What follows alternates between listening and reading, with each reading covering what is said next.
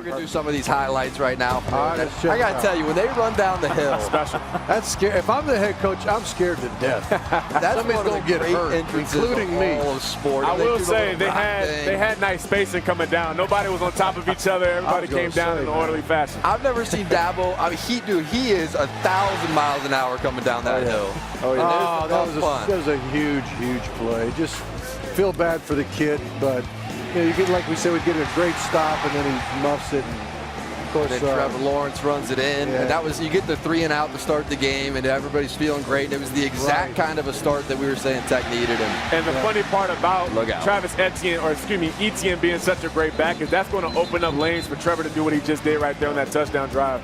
He's going to have a lot of opportunities now. To me, he has to be smart and make sure he slides. Like, don't try to take on a safety or a linebacker.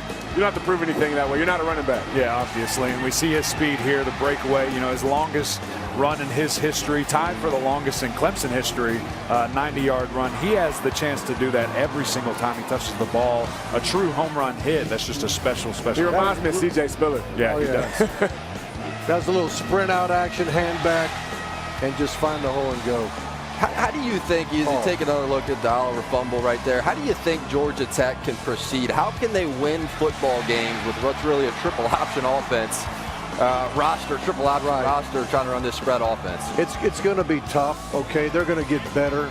But, the bottom line is I think they're going to have a lot to sell when it comes to recruiting. Yep. I think if you draw a 30-mile radius around that campus, you can get 90% of your team. Yeah. And they're going to have opportunity. They're going to be selling opportunity in this new system. There was that Trevor Lawrence interception from the first half.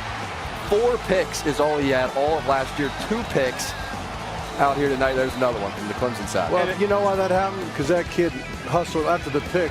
He goes and makes the tackle inside the 5. That's why they don't score points on that. Yeah. Plus a great defense, obviously. Right. And also just saw a lot of Lawrence running, but then he got it going with the arm. He got the passing game going, and I mean that was something that Eric and I saw when we came back for training camp. I mean, he was lobbing those balls up to T. Higgins and Justin Ross, so it was just a matter of time that he wanted to open it up. But this is right here is what he can't do now. I know for a fact when first off, when he threw the ball, he knew he was wrong. Yeah. You know what I mean? Just throw it away. Don't try to make a bad play that's already looking bad. Just throw it away. Move on to whether you got to punt. Sometimes punting is okay. If you try to end every drive with a kick, you're usually going to have a good chance to win the ball game. Third quarter, got a little Georgia Tech offense. There you go. I told you they're going to run some option.